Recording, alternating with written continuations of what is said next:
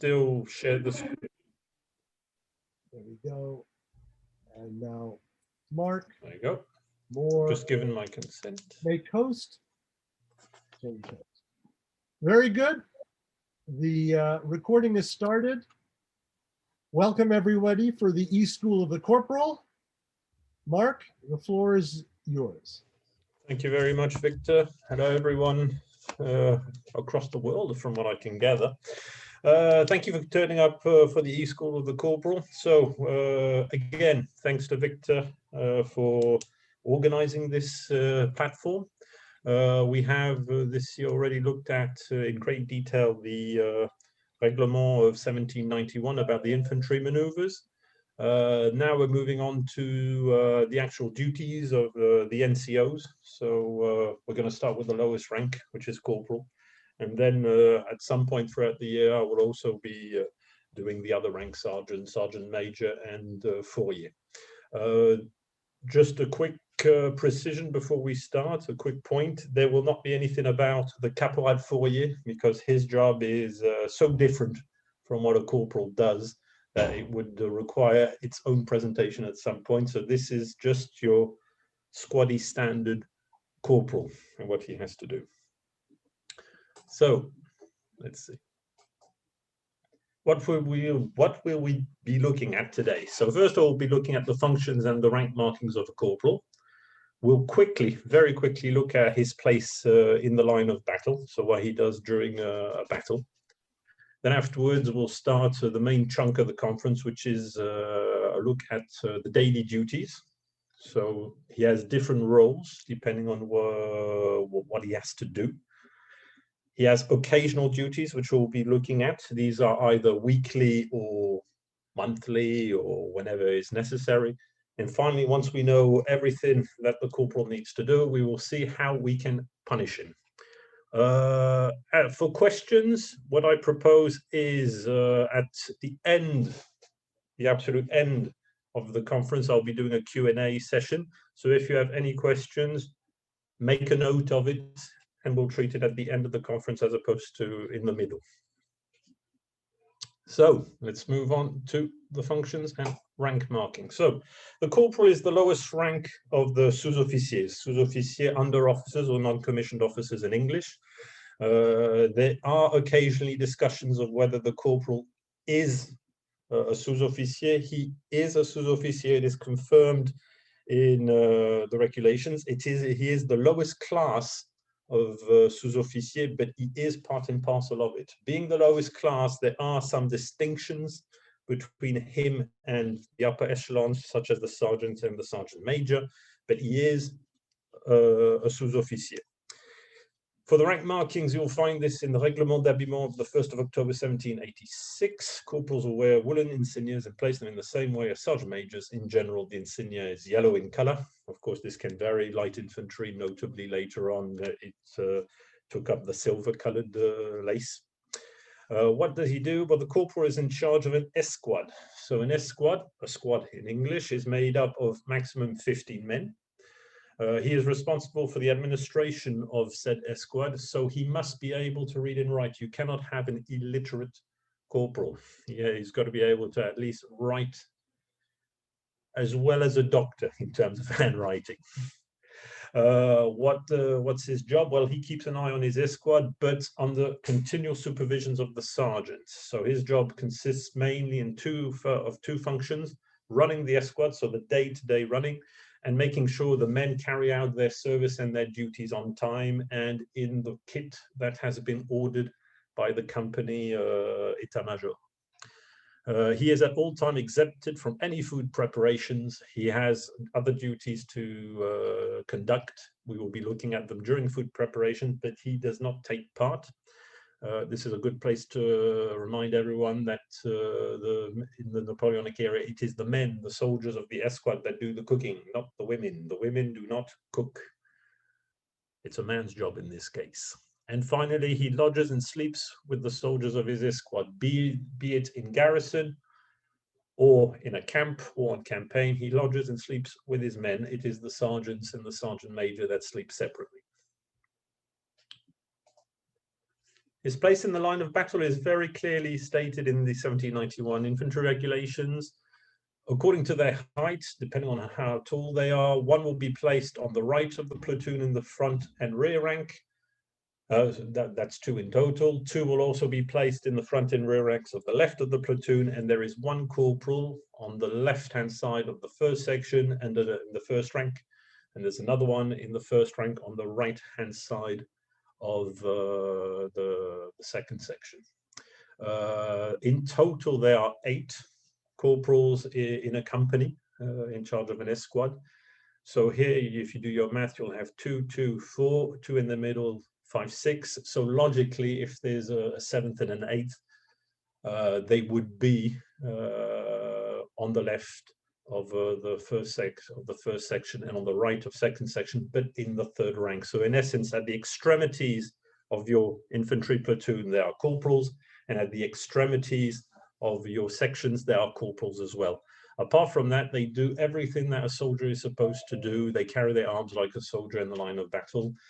Should a sergeant who either in the supernumerary rank or in one of the guide positions be knocked out during a fight, they can be called up to replace him, and in which case they carry out those duties as directed.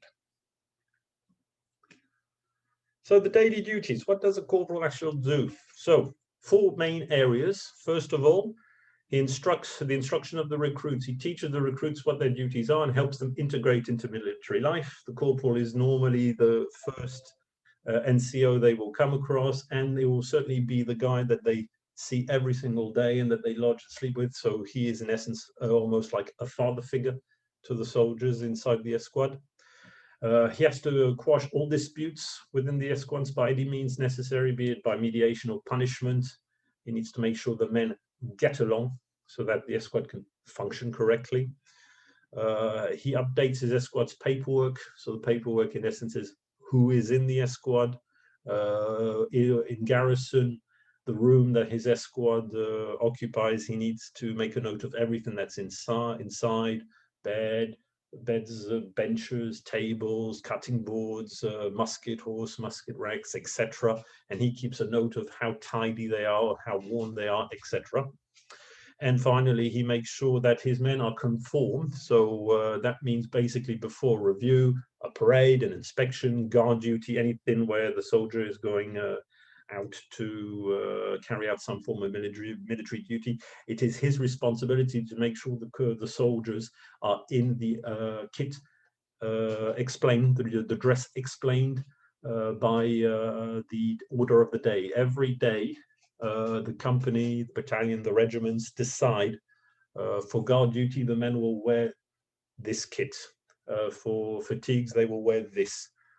For drill, they will wear this. And he, the corporal, is responsible of making sure the men stay in those kits. And if there are any deviations, if one of the men thinks, oh, it's a bit cold today, I'll wear my mittens, and there is not mittens on the said kit sheet, it is not the man that gets it, it is the corporal that will get the criticism and eventually the punishment for that sort of thing. So corporals and future corporals, make sure that you know how your men are supposed to be dressed and make sure they are dressed as required. So let's go into these 4 areas in a bit more detail. So instructions of recruits. Generally, it says in the regulation that the corporal should seek to encourage his men to take pride in their work. He needs to make them take pride in the work, make sure they do it well, that it's not considered as something being a morbid or boring. He's got to make it as pleasant as possible. It is his responsibility to show the soldiers how to dismantle, clean, and reassemble their muskets. He also shows them how to clean their clothes, whiten, blacken their leatherworks. He has to be able to teach the basis of hygiene and cleanliness, everything that's in the schools of the soldier of the platoon of the 1791 infantry regulations. He has to be able to explain all rules concerning military service and has to explain what is expected of his soldiers when they are on guard or sentry duty. He does not allow a recruit who is not sufficiently trained in his drill to do guard duty for comrades in exchange of any sort of compensation. Therefore, if soldiers who are trained decide to do extra guard duty for their comrades, there's a financial transaction of some sort between the two that is permitted. However, a recruit who is not sure of his drill cannot engage in this sort of transaction. If he is on guard duty, he goes on guard duty, but he cannot do the guard duty of Jean or Philippe in exchange of money. And of course, he doesn't allow haversacks and weapons to be carried without orders, and if they are unnecessary to the service required. Again, this will be specified on the daily standing orders. If the guard duty is to be done with haversacks, it will be noted. If it isn't noted, then you do not take the haversack out. And if you are not doing guard duty, you do not take the weapons out either. Again, corporals are responsible for any and all changes that are carried out without orders. Any initiative shown by the men to deviate from how they should be dressed, equipped, or armed, it is the corporal who gets it in the neck and gets the punishment, and eventually carries he can then have a chat with the offending soldier, but that is not where the punishment will go necessarily. So punishment supervision, he has to make sure his escort is working well, that the guys get on as best as possible with each other and that they work together. So for that, he must not accept the presence of any outsiders, except officers who are not his officers and that are bearing their epaulets. Shady women or traders also are not allowed to be in the street of your camp, or if you're in a barrack, in your barrack room. He has to make sure that he chases them out. He makes sure that obscene songs are not sung, indecent stories are not told, and anybody bragging about past desertions, he deals with that promptly. It's not good for morale. A corporal must punish any soldier that goes absent without warning him. So any soldier that decides, I'm going to go to the ablutions, I'm going to just go out and stoke the fire or something, if he does not warn his corporal, he has to be punished. If he has a written authorization from Napoleon himself saying that he can go to the latrines when he wants without warning his corporal, the corporal does not accept that and has to punish it.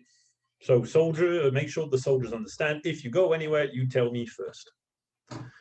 Any soldier that's on guard duty that comes back into the barrack room or into the camp for any reason whatsoever, he chases him out, makes sure he goes back to his designated position or to the guard room, and he has to immediately report it to the sergeant major to be dealt with later. This is unacceptable.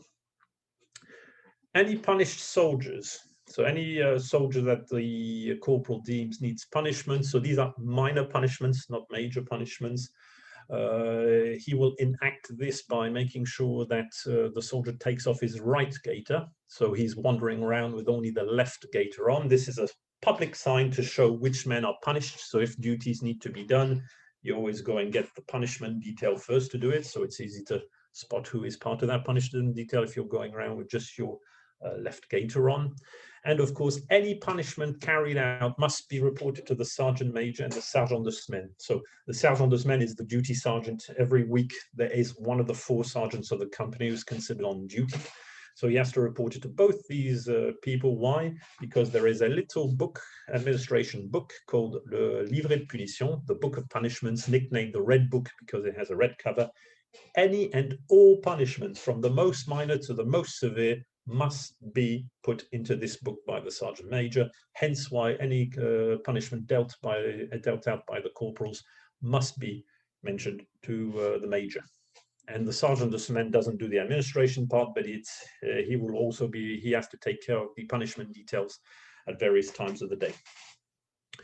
If there is a soldier who is sick in his squad, he must report it again to the sergeant major, and the sergeant major will then do what needs to be done in order for him to either get a doctor to see him or evacuate him to hospital. So those duties are constant daily duties, whether you're in a camp, whether you're in a garrison, whether you're in a bivouac. These are things that he has to see every day. There are extra duties for the corporal if you are in a garrison. One of these is that the first day of each month, he makes sure the windows are clean inside and out. Again, he doesn't do it. He just gets the job done. Every Sunday, cleaning of the benches, tables, bed frames, etc. The bed linen and blankets get beaten.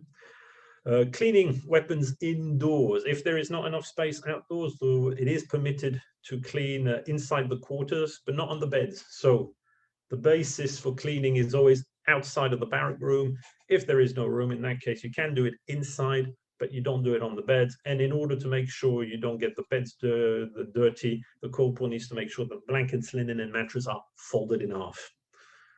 And the dress for the work detail soldiers, once the detail is finished, he has to return the work kit. So, for example, any kit, any duty that's going to involve the soldiers getting a little bit dirty, you're in your off-duty uniform, which normally is a white gilet of some sort. If you're going to be doing anything dirty, then in that case, the corporal needs to go and see the fourier of the company, and here the fourier will lend out sarros. These are very big, ample smocks, linen smocks that go over the white linen gilet, white woolen gilets. And once the work is done, this corporal makes sure that the kit is returned to the company sergeant major. Also in garrison, more extra work if you're in garrison. He needs to make sure that the names of all the men in his escort are pinned to the doors of their quarters, like that everybody who visits, any officer who visits, knows exactly what soldier is in what escort and in what room. Each bed, he puts labels next to them with the names of the soldier. That's all soldiers, because normally you're two per bed. Anyone who is absent for several days, detachment, sickness, etc., he turns the label around and he notes the cause of the absence. Again, if an officer is inspecting the room, there's soldiers missing, he needs to know who is missing and why.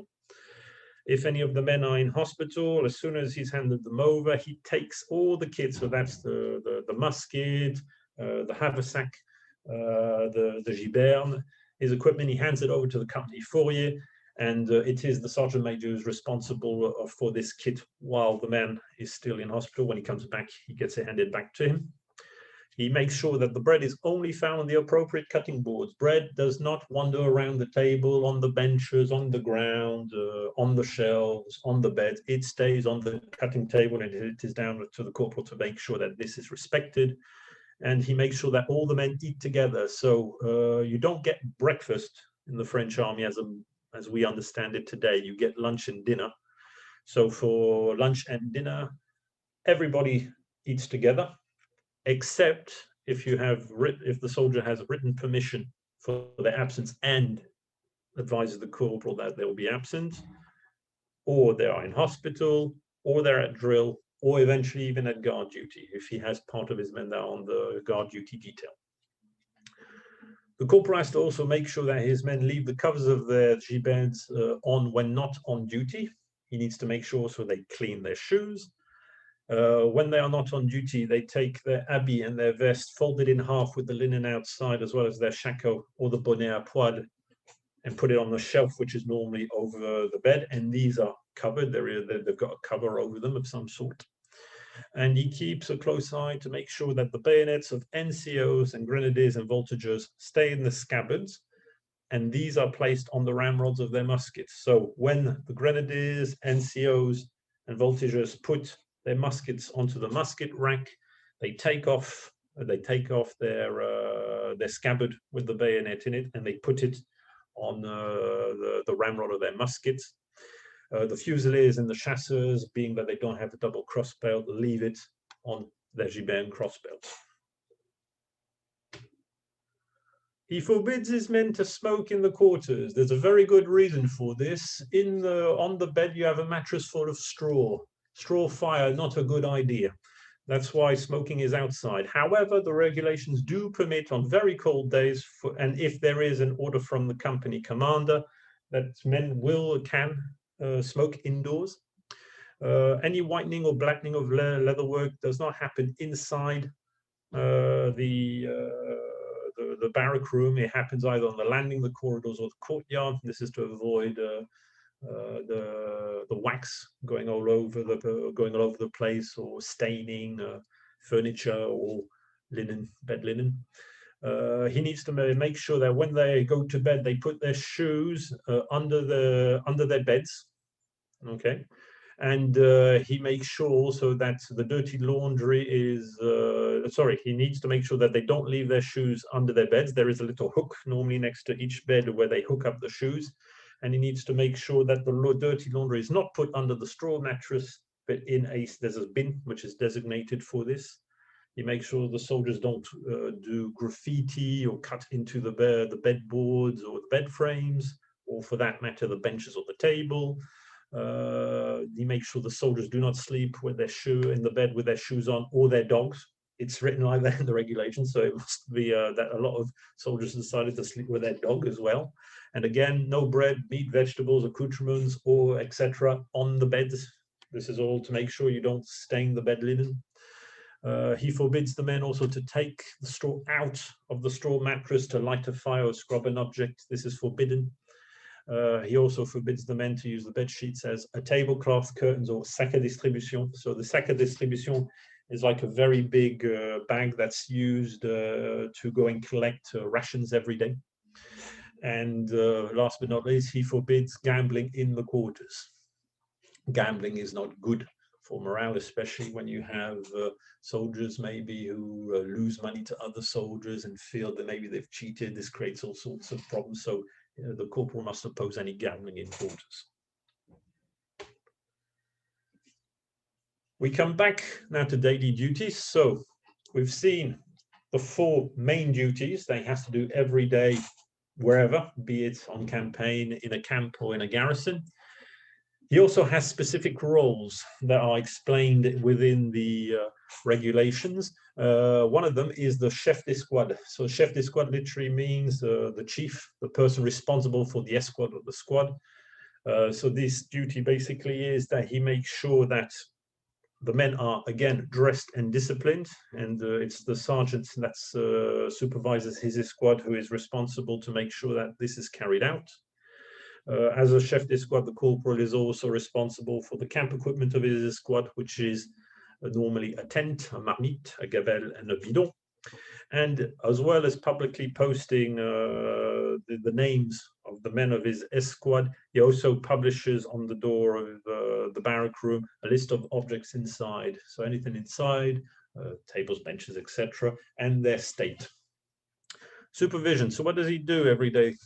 Well, at the morning roll call, so when Réveil is beaten, he gets up, dresses, then he wakes his escouade up and he does a roll call. Once the roll call is finished, he then reports the roll to the sergeant major. So all the corporals or later them will come to the sergeant major in the morning with this information.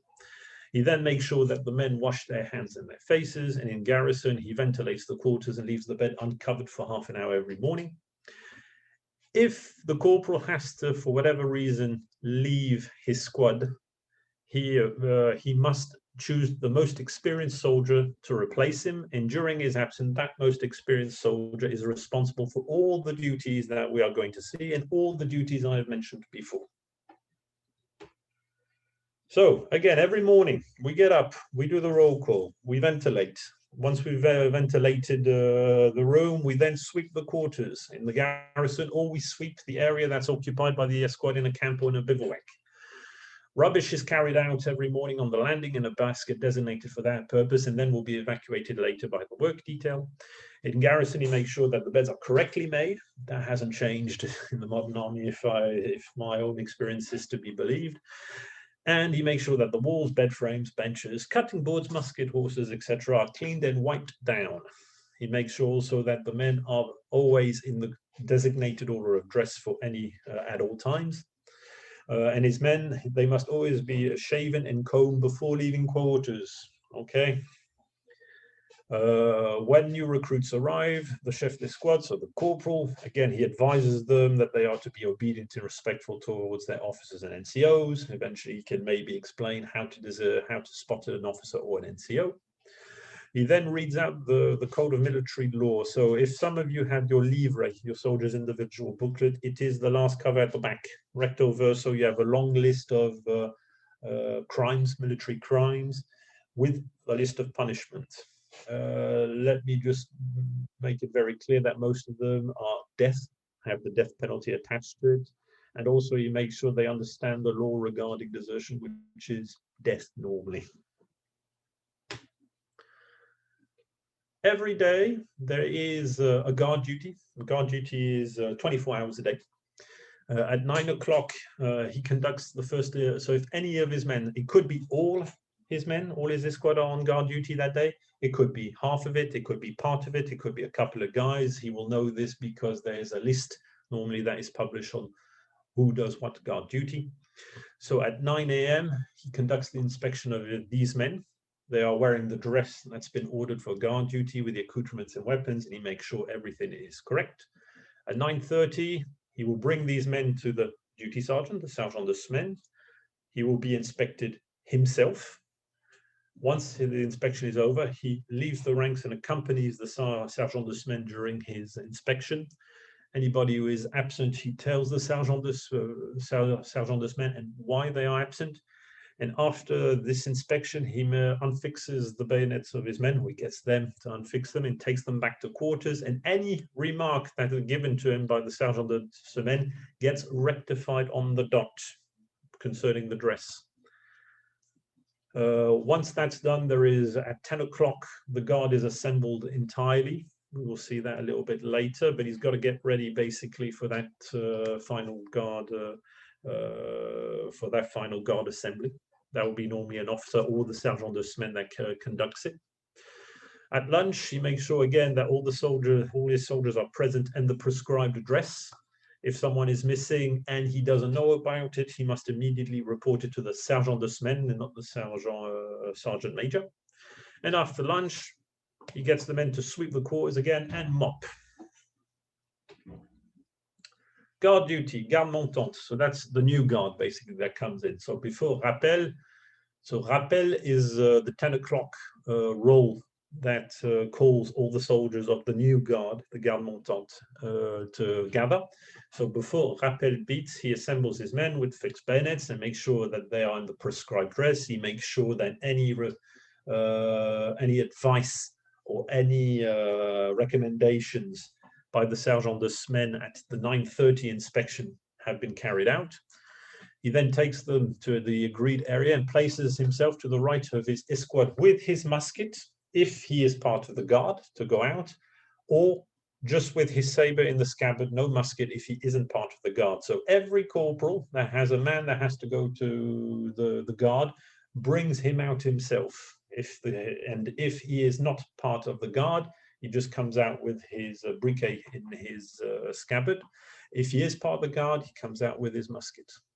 When rappel is beaten, that's when he hands the man over to the Corporal de semaine, the duty corporal. We'll be looking at this a little bit later on, or the sergeant de semaine. It depends which one of these two men has been designated to take the new guard out.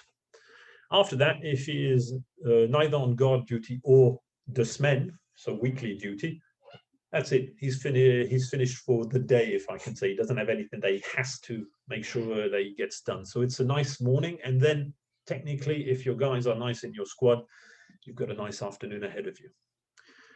For any reason, if the corporal cannot carry out this duty, he must again get the most experienced soldier of his squad to carry out all the above. Guard duty, garde descendante. So this is the old guard coming back in. So when the men, his men from the old guard come back, he takes possession of them once the corporal de semaine, the caporal de semaine, or the sergeant de semaine has broken up the ranks. He takes them back into the barrack room. He makes sure that they take off their habit, that the habit gets put back on the shelf with the linen outside. They put the appropriate kit, so the off-duty kit, and he makes sure that the gibernes and muskets are placed in the designated locations. So normally it's a rack or a musket horse. Any soldiers that were part of the guard, so the soldiers who are punished are not exempted from the guard if their names are on the guard list. So once they've done their guard, any punished soldiers get into undress, put their muskets and gibernes away, and then he takes them immediately to the guardhouse. At the designated time, he sends the meals put aside for any of his soldiers on guard duty to be sent to them. So if you have men who are not present and are on guard duty, you need to send a man to make sure those on guard duty get fed, or at least get their rations. La retraite. La retraite is the drum roll that's beaten at the end of the military day to tell the soldiers that we're locking up the garrison and they should be in bed. In English, I believe this is tutu. So after la retraite, he conducts the evening roll call. So in the morning, the corporal has conducted a roll call to make sure no one's deserted during the night. And the evening roll call is to make sure everybody is back in garrison. There's not somebody outside in a cabaret or a bar still, or that has absconded. And if there are any prisoners or soldiers on guard duty or sentry duty that are not present at the roll call, it is the corporal that says présent on their behalf. At any point of the day, not just during the roll calls, that he notices someone has deserted, he must immediately report it under pain of being stripped of rank. Yeah, like I said, he is the NCO who is in the most contact with the men, so he should, before the sergeants and the sergeant major, notice if somebody is missing. The corporal is in charge of the wax for the giberns, so if you need to wax your giberns, clay pipe, the brush or the sponge for whitening leather work, he's responsible for this and the cleanliness of these, and just make sure that they are used correctly and sparingly. So that's what you do also every day. And once a week, you will be caporal de semaine, weekly duty corp. Okay, so you have 8 corporals in a company. So it means every 8 weeks, you will be caporal de semaine. What is this? Basically, you're responsible for the dress and supervision of the men on guard duty and company discipline generally. You are part of the garrison's grand cercle. Basically, a cercle is a meeting of NCOs and of officers who decide the orders of the day. So the Grand Cercle is normally at the top of the garrison, so it depends how big your garrison is. But basically, they come together in the morning and decide, early in the morning, and decide what the program of the day will be. And you also have one in the evening that explains what you'll be doing the following day.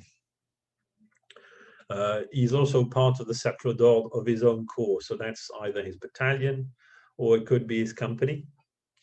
And that's why in the règlement de service, or the regulations that cover all of these types of military services, he's also called the caporal d'ordre. He's also the one who carries the orders. So once the orders of dress have been dictated, the passwords, the different times for the different activities, he's the one who carries this back to his company so that his captain is made aware of it, the sergeant major is made aware of it, and finally the men are made aware of it, because these orders are always publicly displayed on a board, normally in the common room or in each individual soldier's room. So there is no excuse not to know how to dress or what duty you're supposed to be doing. So in the appel, once morning roll call has been finished by the corporals, the caporal de semaine talks to each escouade corporal in order to find out if there's any men missing for his own list, whether they have permission or not, and if there are any sick men that need to be hospitalized. Remember, the corporal does not make his report to the caporal de semaine. They make the report to the sergeant major, but the caporal de semaine, in order to do his duty, he needs to go to each corporal and find out who's missing, who's not missing, and who's sick, who's not sick, in order to be able to carry out the duties he's going to do a bit later on. Once he's collected this information, he makes his report to the sergeant de semaine and to the sergeant major before the cercle d'ordre. So the cercle d'ordre, what are we going to do today? We need to know who's sick, who's under arms, who's not under arms, how many men are punished, etc., before we can decide to do anything. So this is all done normally before 6 or 7, it depends on the season. Drill of the prisoners, he's responsible for drilling the prisoners. When at the appointed time for their drill, he makes sure that their dress and accoutrements are brought out of quarters, because they're wearing a specific order of dress when they're prisoners. He then gets the prisoners to come out, he makes them dress, he drills them. At the end of the drill session, he makes the prisoners take the kit and the weapons off, he gets men to take them back to their quarters, and then he hands them back to the corporal in charge of the guardhouse. So it's like an exercise detail, basically, for prisoners. At 9 a.m., he has the list of the corporals and soldiers that are on guard duty for the next 24 hours, and he makes sure when the corporals are doing, the corporals also have this list, when the corporals are doing their 9 a.m. inspection, he is there and he makes sure that every man who's supposed to be there is present, and if not, why not? At 9:30, he accompanies the sergeant de semaine during his inspection, again makes notes where necessary about absent men. And after this inspection, at 9:30, he gathers the men that are punished on fatigue duty for the work of the day. This will be decided, of course, at the Cercle d'Ordre in the morning. What work? Is it defensive work? Do we need to build gabions, palisades? Do we need to do repairs, etc.? He's in charge of that afterwards.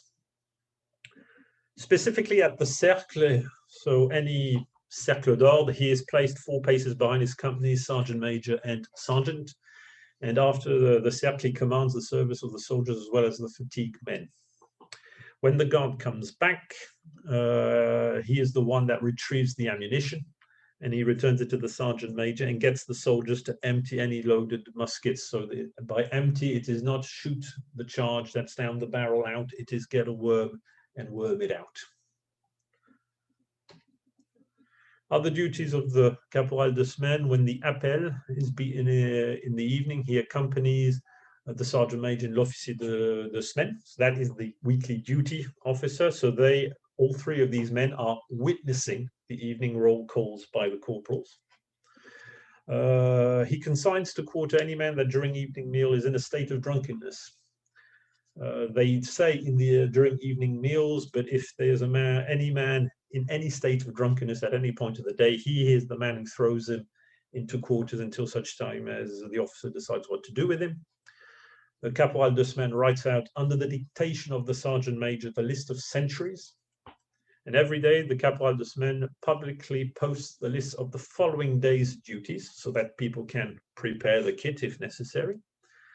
A little reminder that the Caporal de Semaine must replace any and all absent corporals, and he himself must be immediately replaced if he is seconded to another service or imprisoned. Remember, the Caporal de Semaine is one of the 8 corporals. Not only when you are de semaine, you have these things to do, but you have also all the normal everyday duties that you're responsible towards your own escouade. And if there is a corporal from a second escouade that disappears for whatever reasons, you'll have to not only do your weekly duty, you'll also have to do the daily duties for both your escouade and the absent corporal's escouade. From time to time, you will also be asked to do what's called le chef d'ordinaire. So l'ordinaire is basically the mess, the men that come together to eat. And l'ordinaire is also the funds that are used to wash linen and to buy food. So this will be handed out to the corporals in charge of an escouade by the fourrier. And this must be done in the presence of the officier de semaine. Everybody signs a little, there's a specific book that's like an account book where the corporal, the fourrier writes down, handed over to Corporal Bastien, first escouade, the sum of 16 francs. The fourrier doesn't sign, he has no power to sign anything, but the officer, the weekly duty officer, he signs as having witnessed it, and the corporal signs as having received it. Once he has this money, he goes off to the market and buys the ingredient for the escouade's meals. He takes only his saber for this and the fatigue duty men, and he makes sure that the fatigue duty men are wearing the bonnet de police, smocks, vests, or capotes, depending on what the instructions are in this case, and the men are unarmed. He does not buy white bread or meat. This is part of what the garrison provides the men. However, if he has a written order from his captain to do so, he is allowed to do so. And he must buy the ingredients at the best possible price and only pay in cash. And he must do all of this in the presence of the fatigue men. You will see a little bit later why. Of course, he never lets any of the fatigue men with him return on their own. Oh, Corporal, you know, let us take the carrots back early and we can start on them. No, you stay with me, because you never know if these two are going, as soon as they go around the corner, are going to desert. Once back at barracks, he notes down in the presence of the fatigue duty men the expenditures he's made in the cahier d'ordinaire. So this is one of the little books he has to keep updated. And he gets the fatigue men to countersign. So it's control, control, checks, and checks. When cooking happens in the escouade, remember the soldiers cook for their own escouade. He is always present when the cook puts in and takes the meat out of the marmite, and he must make sure that each gamelle is equally filled in, and he constantly watches over the cooks in order to make sure that the highest standards of hygiene are employed in the preparation of the food. So he does not carry out food preparation, but he is there watching those who are doing the food preparations, making sure that they're doing it correctly, and making sure that there isn't anyone fiddling with the food, giving a bit more food to his mate. Once the food's done, he makes sure that the kitchens and all quarters where the meals are taken or prepared are clean and tidied. And under his immediate supervisions, as soon as the meal's done, he makes sure that the soldiers wash, clean, and tidy all kitchens utensils. Okay, there's no waiting. As soon as it's done, we clean. And of course, the corporal is responsible for the ordinaire's funds, bags, dishcloths, kitchen utensils, as well as management and punctuality of the cooks. So if anything goes wrong, someone doesn't clean the coal or the cauldron, and another escouade comes to prepare their food, it is not the men who get it in the neck, it will be the corporal of the previous ordinaire.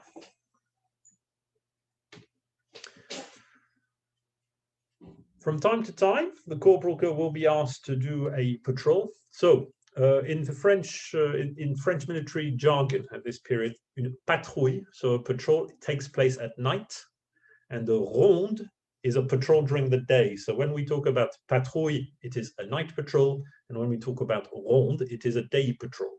So a patrouille comprises 2, 4, 6 men commanded by a corporal. It is a defined route. It's not so the corporal decides where he's going. He will be told you have to go here, here, here, here, here, and these are the roads or paths you take to get there. If you're in a garrison town, the patrouille watches over the calm of the town and arrests any troublemakers or absent soldiers without permission after the retreat. So in essence, they are also the town's police force, if we can consider it that way. After the retraite, it closes the public outlets at the appointed time, makes sure that the sentries are vigilant. It marches at ordinary time, in silence, and at l'arme au bras. If you are not in a garrison, but in a camp, the patrouille is made up of 2 men, and it is the chef de patrouille, so the corporal who's in charge, who decides which 2 men will go with him. If it is in a garrison, the 2, 4, or 6 men will be designated at the cercle and publicly displayed on the daily order books. In camp, the patrouille marches in silence and l'arme au bras. It must often halt in order to listen out for clues. It must never fire unless fired upon, and only returns to a guard post after giving the mot de ralliement. This is the closing passwords. Passwords in the French army, you have le mot d'ordre, which is the opening password, and the mot de ralliement, the closing password. So the passwords have 2 parts to them. And the patrouille uses nuggets in the same way as ronde during the day. So by nuggets, this is not McDonald's.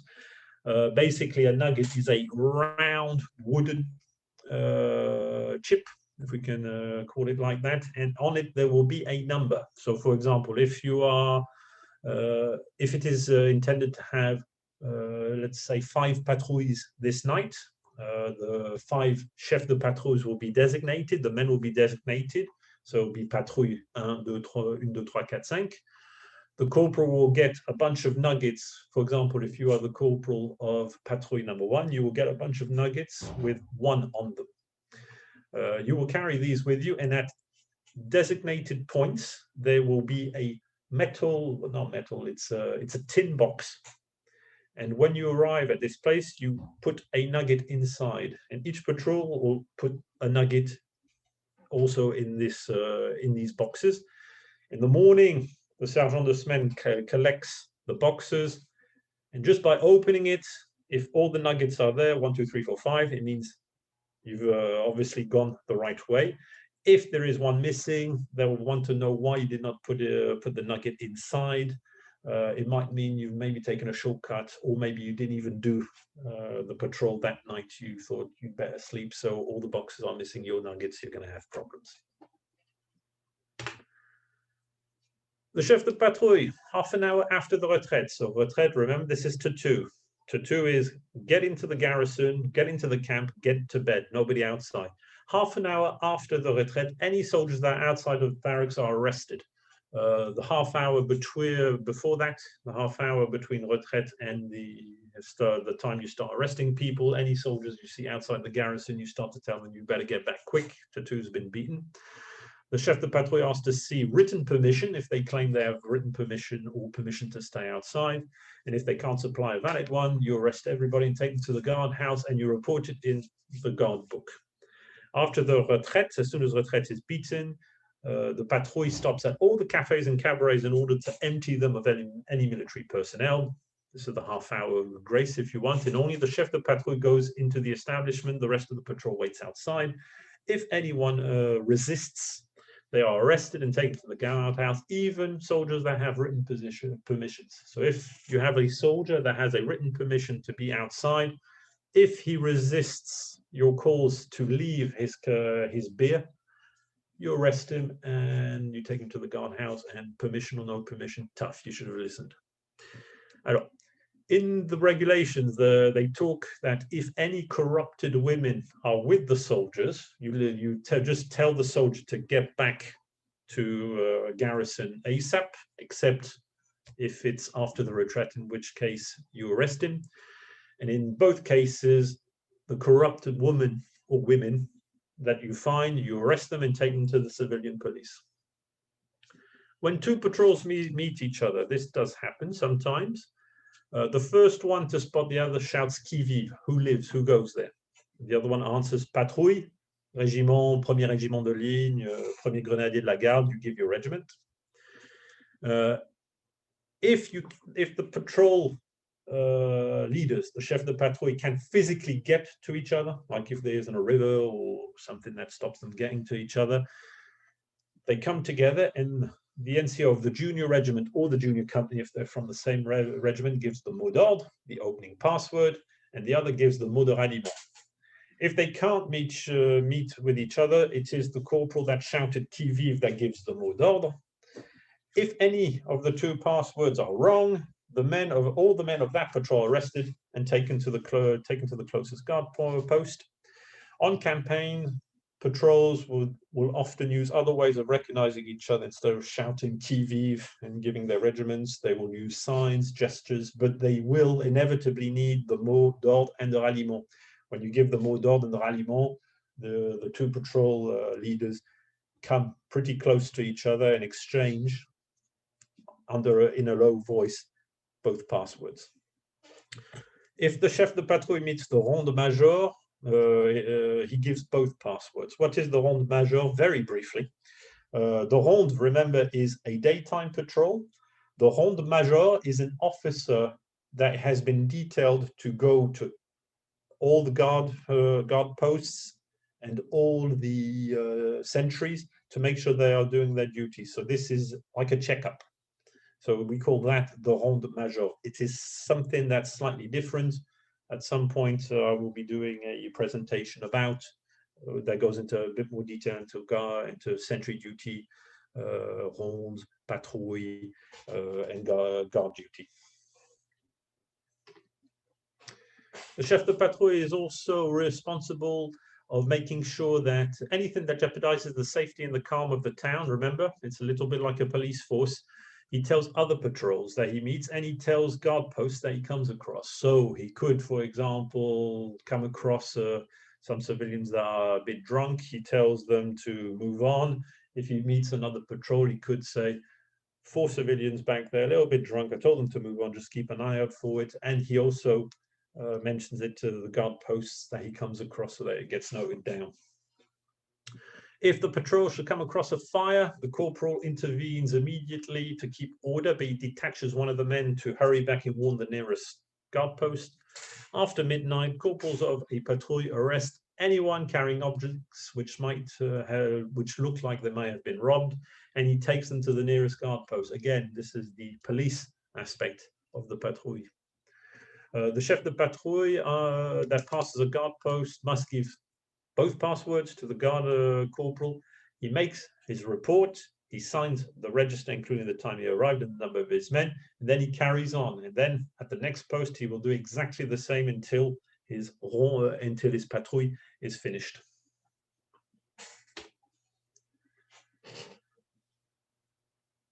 On a weekly basis, you will probably be in a guard at some point. So what happens when you are a corporal of a guard post? So a corporal in charge of a guard post is normally 10 to 12 men. Anything higher than that is a sergeant. Anything higher than a certain amount, it's automatically an officer.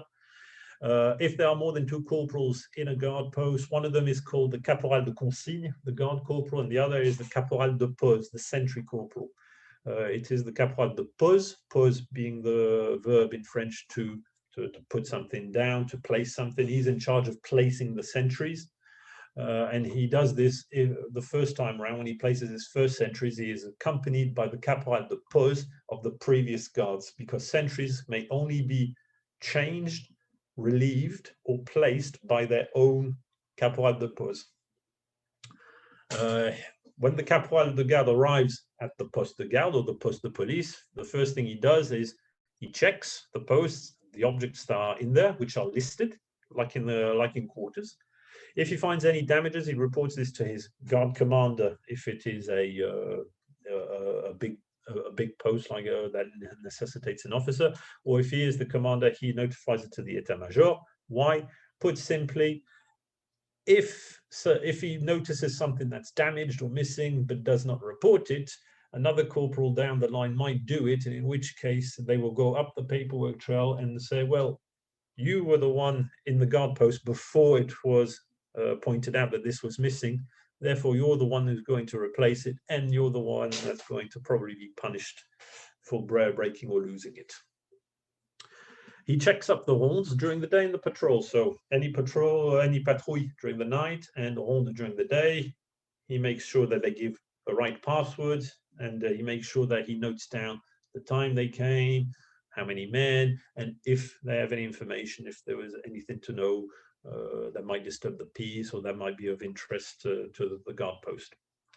And during the night, he makes sure there's a candle that's going on, that's always lit, so that you can always write, and also that the patrouille may more easily find the guard post. Whilst the caporal de consigne visits the guard posts the first time, the commander of the new guard will conduct an arms inspection. This process takes a little bit of time. So this is the moment to conduct an arms inspection while the corporal is checking to make sure everything is in order. Guard corporals must not stray from general or particular orders given to them in writing during guard duty. And if a corporal is commander of a post, he must never be absent for whatever reason. A caporal de pose, so the caporal who places sentries, he's the only one that can relieve and place them. If there are, however, a lot of sentries to put in place, the caporal de consigne, so the guard corporal, is permitted to assist the caporal de pose. But if the caporal de consigne puts a sentry down, it is only he that can take that sentry away. And it is also the caporal de consigne, the guard corporal, that orders when to get more firewood, when to get water, etc. So he runs the post. This is a very punctual duty, the chef d'ordonnance. Basically, the chef d'ordonnance is, in essence, he's a messenger. Okay. He is a messenger that is on duty with the officers of the company, and he's the one who transmits messages as and when they need it. So once a corporal, by the way, it's not just a corporal that can do this duty. Soldiers can also be asked to do this duty. But once they are of ordonnance duty, they cannot leave the post or their gibert throughout this service. If a corporal is bearer of a message and when he is d'ordonnance, he carries his muskets like a sergeant. That is on the right-hand side in the position of advanced arms, if you know British drill. And if he meets any regimental officers, he passes them by without stopping, only lifting the muskets into position. The soldier, likewise, if he is bearer of a message, he is d'ordonnance, he carries his musket on the right side and he follows exactly the same instructions with regards to saluting officers. Again, there will be another conference I'm working on with Martin Lancaster that will be dealing with saluting. If the corporal of ordonnance is bearer of a letter or parcel that he personally needs to hand over to a senior officer or to any person that necessitates presenting arms, again, this will be more detailed in another conference, he must proceed thus. So he presents arms with only the left hand holding the musket. He hands the letter or the parcel over with the right hand, and once the object has been taken, he places his right hand into the proper position of the muskets without lifting it to the shako bonnet, so he stays at the present arms. For any other person, so if it's not a senior officer or a person that necessitates a présenté, he keeps his musket on the right side, he hands the letter or the parcel over with his left hand, and then he stands at attention until he either gets an answer or a receipt. So this is very punctual. This is not systematic. Now that we've gone through all this, yes, corporals can get punished. So basically, the basics are there are minor offences. Minor offences are what? In essence, they are breaches of dress, either his personal dress or the dress of his subordinates, and the punishment for that is consigned to quarters. And there are serious offences, so that's breaches in discipline or service, in which case he gets put into the guardhouse or prison. It depends how serious it is. If it is a minor offence and you're consigned to quarters, corporals are relieved of all duties except exterior duties. Interior duties they can't do, but if necessary, because we don't have the manpower or we need more men than ordinary, he can be asked to do exterior duties, and he drills with the prisoners.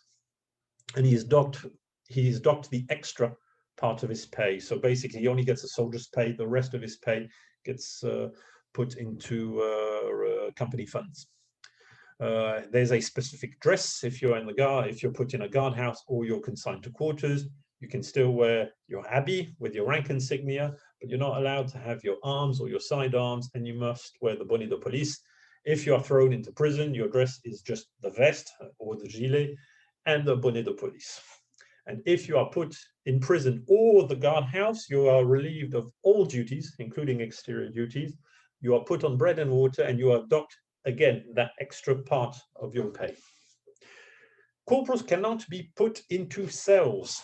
Okay, they cannot be put into the dungeon or the cells. That's something you reserve for soldiers. But if they commit an offense which calls for a military tribunal, then you can put them in the cell. And they are put on bread and water, and the extra pay is again given to the company funds. As always, with all punishments, the most minor to the most serious, everything is systematically written into the company's punishment book. So that's the basics. Let's look at the administrative sanctions.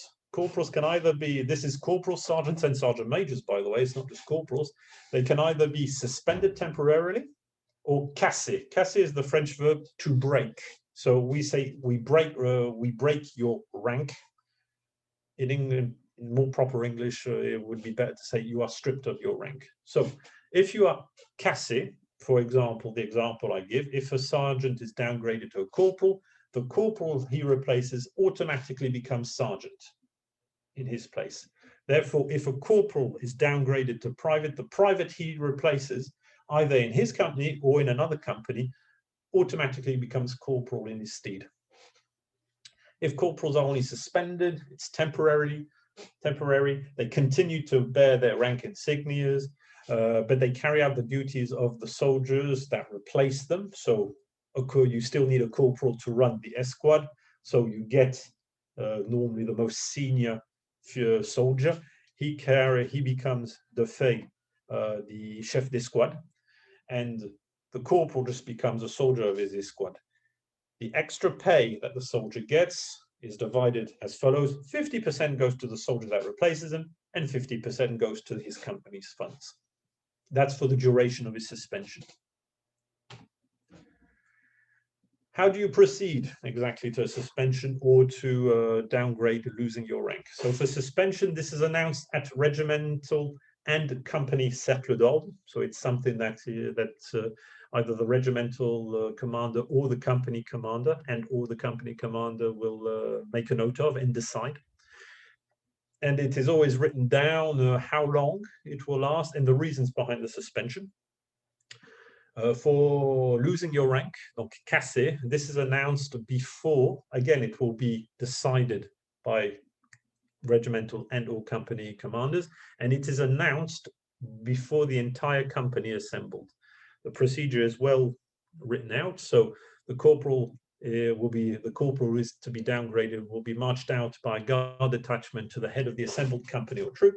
The officer charged with downgrading him will draw his sword and announce in a loud voice, de par le roi, bas officier, caporal et soldat, vous ne reconnaîtrez plus le nommé un tel pour caporal, attendu qu'il a mérité par sa conduite de redescendre au grade de tel grade, ayant commis telle ou telle faute. In English, this is from a regulation that dates before the revolution, so make appropriate changes where necessary.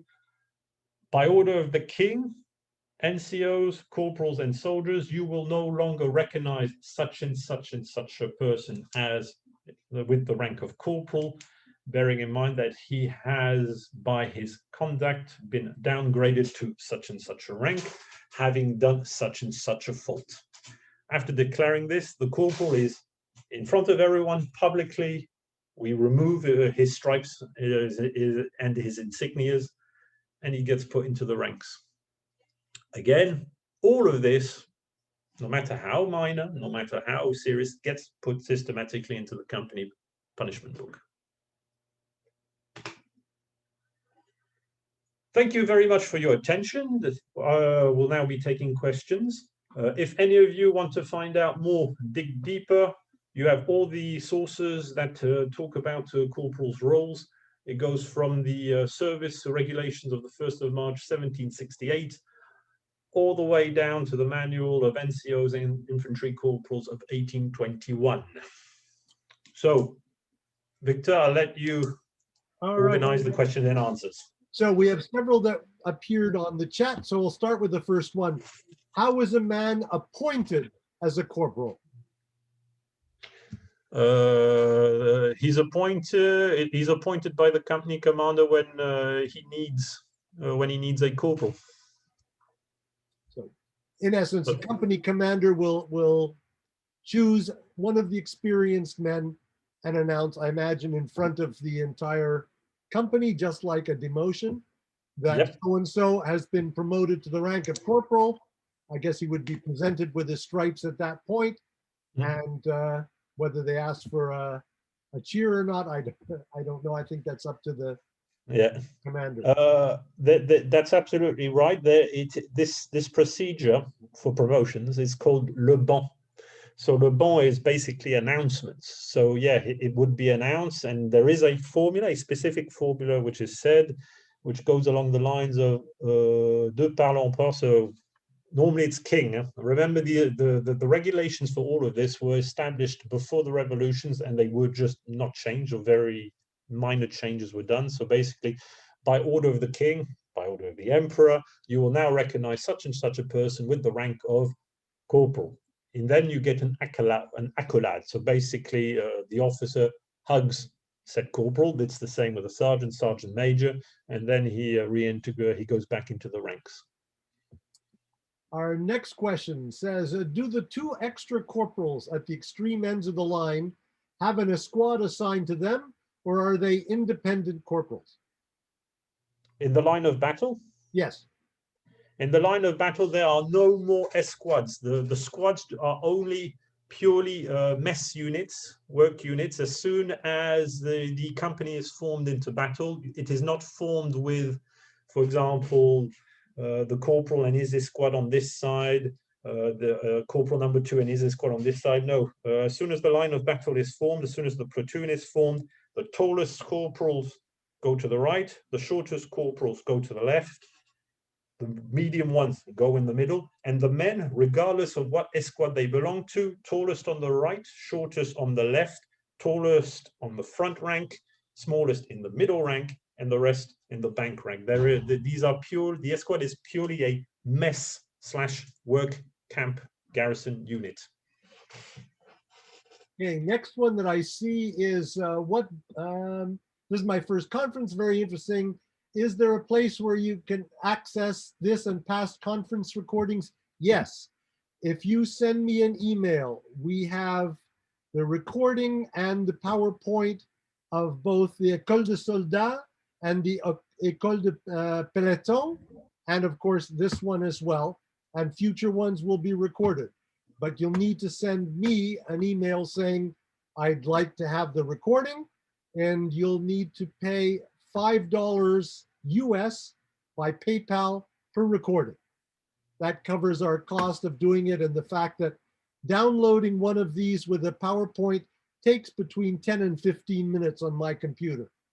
So I'm happy to do it. We send it by WeTransfer, and you can download it from them. And after that, it's yours to use, to print, to do with as you wish. If anyone doesn't know my email, you should have it on the invitation that you got. Otherwise, you can ask me now, and I'm happy to give you my email. Any other written questions, Victor? Yes, one more. What book's paperwork is the corps to carry with him at all times? The corporal, I say, to carry with him.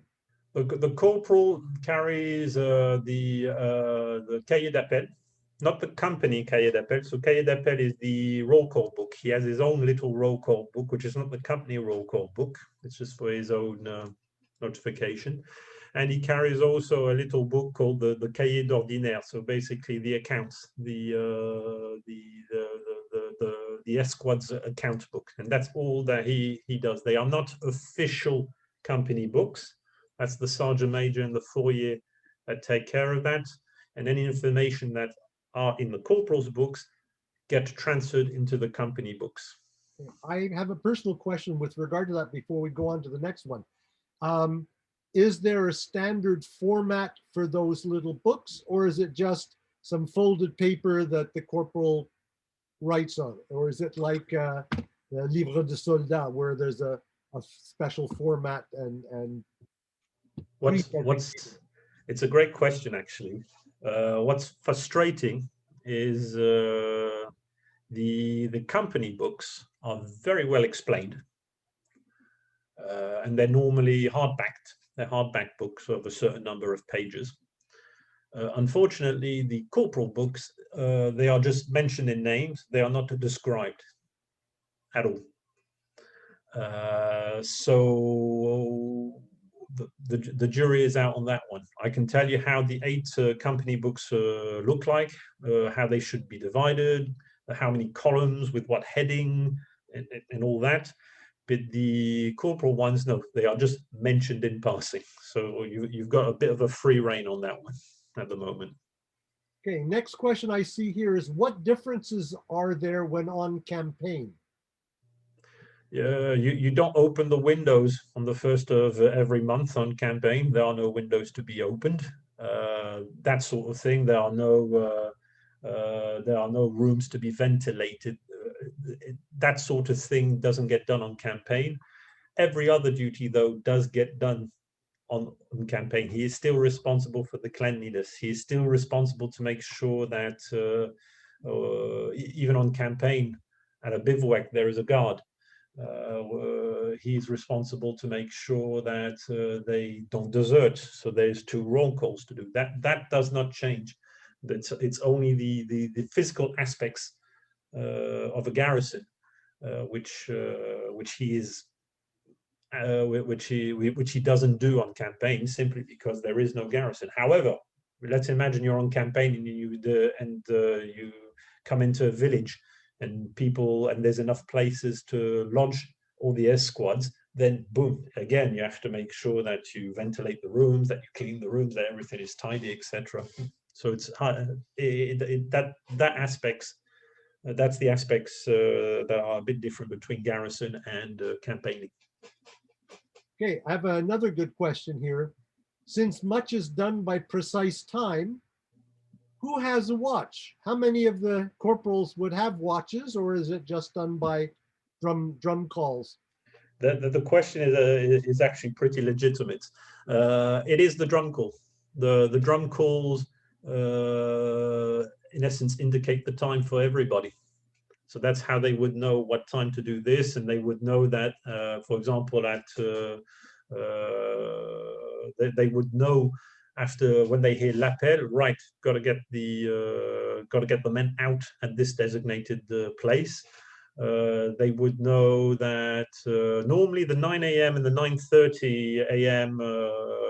checkups, they're done by rolls, not by proper battery. They're done by rolls, I believe, but I may be wrong, that it's one roll for the 9 a.m. check, and it's 2 rolls for the 9:30 check. So it's just the drum that would indicate what time to do these different parts. Yeah, I would imagine also the chef de patrouille or the chef de ronde would have a pocket watch, whether it's his or loaned from the company, to be sure that he can register that at 11 o'clock at night something happened, because during the night there'd be no drum calls.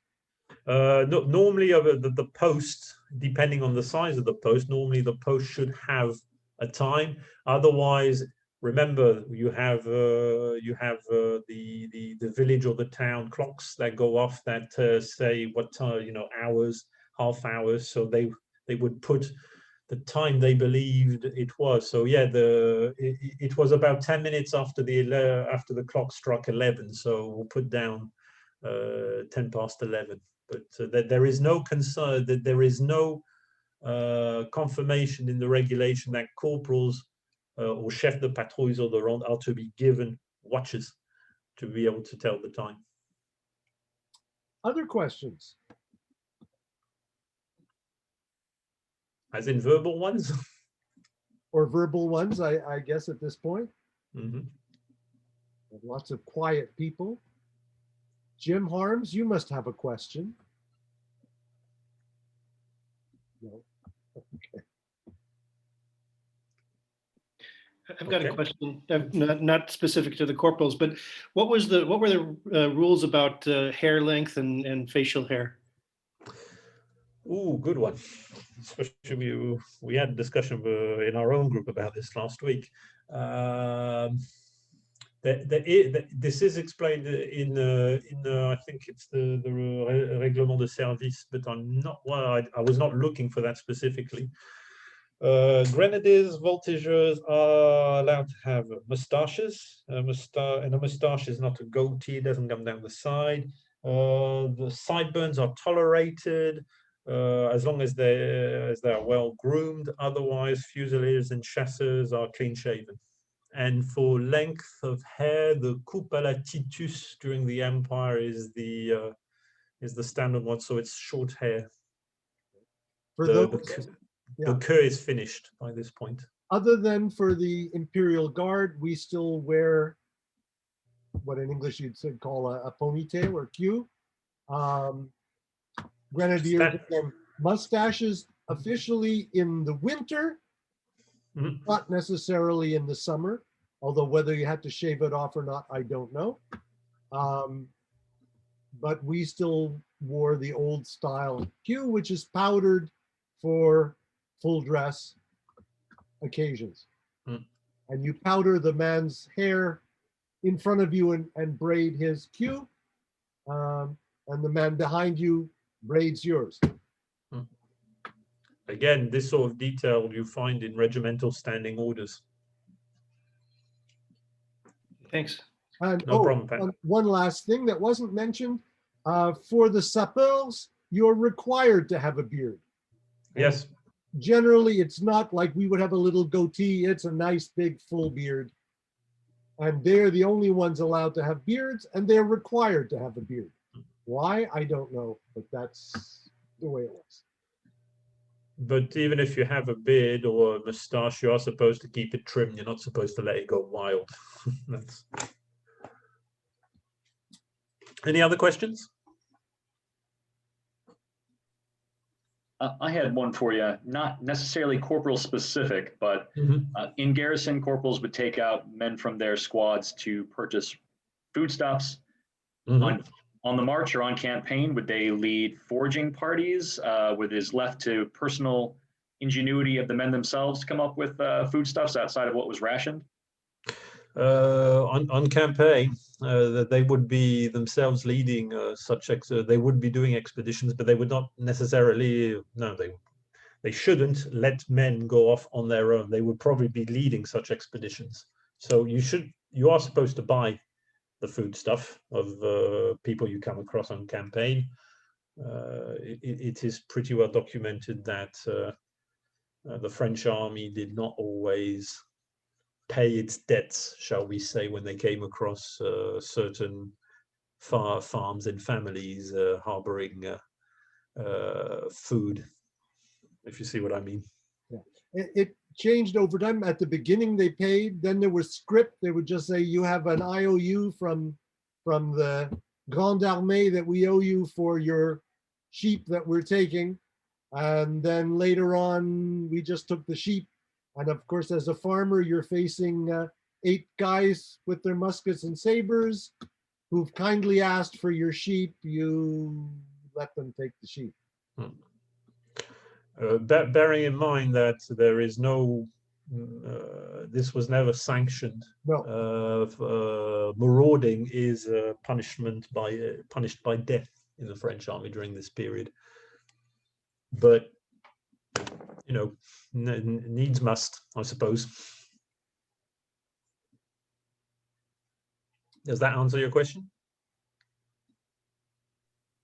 Yes, it does. Perfect. Any other questions?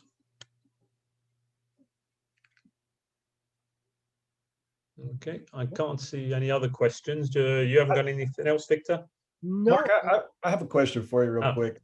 And this may have been covered in the School of the Soldier, but did the corporal maintain did the corporal keep the tools needed to maintain the muskets, like the ball puller, the spring vices, that sort of thing, or was that for the sergeant, or did the men actually have those?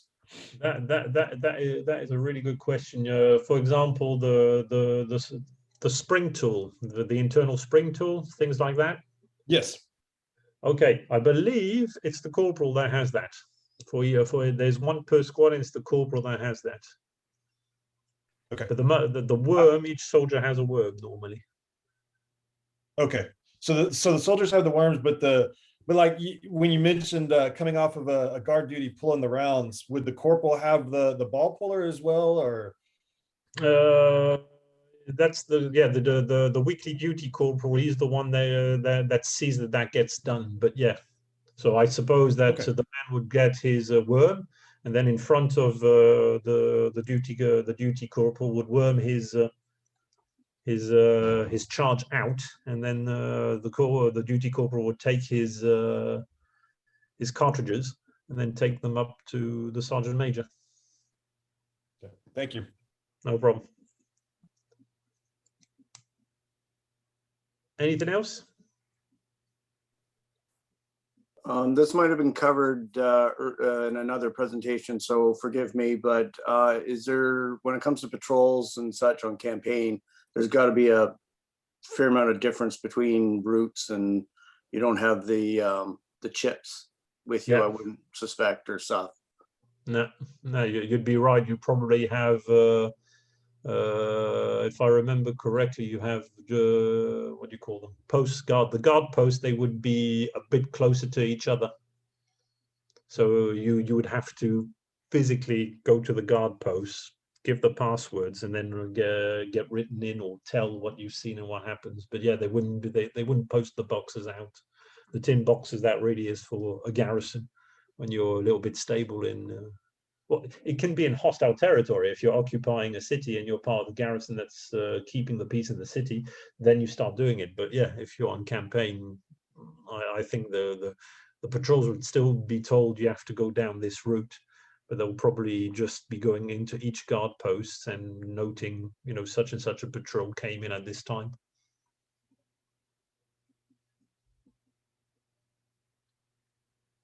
Quiet group. Usually they'll be. Yeah, very studious, this lot. Well, if there are no more questions, I can stop the recording. Thank you all for participating. And I will certainly let you know when the next session is ready, whether it'll be on sergeants or sergeant majors, that remains to be seen. But they will all be coming eventually. Yep, eventually. It does take a bit of time to sift through these. Yeah. Do we go all the way to Marshal? Put it this way. I can easily go up to sergeant major. I could also do one about the foyer. It then becomes a little bit more complicated when you start to going into sous-lieutenant, lieutenant, capitaine, because they have things to do, but they don't actually do things, if that makes sense. The guys who, it's very clear that the most important man, or the most important team, shall I say, in terms of administration, duty and service in a company is the sergeant major and the foyer. Everything depends on them. The only thing the officer seems to do, they have weekly duty officers which have got to go and be present for certain distributions. But other than that, all the paperwork is done by the foyer and or the sergeant major. And the officer just checks it, and if he's happy with it, signs it off. But he doesn't actually do it. All right. On that note, then, I want to thank Marc for a fascinating morning or afternoon, depending on which time zone you're in. When you're in, yeah. And look forward to seeing you all again for the next one. Does anyone not have my email? Or did you get the reference to this that didn't come from me, in which case I don't have your email? Okay, then I'll be sure to invite everyone again for the next session. Thank you all, and I'm turning off the recording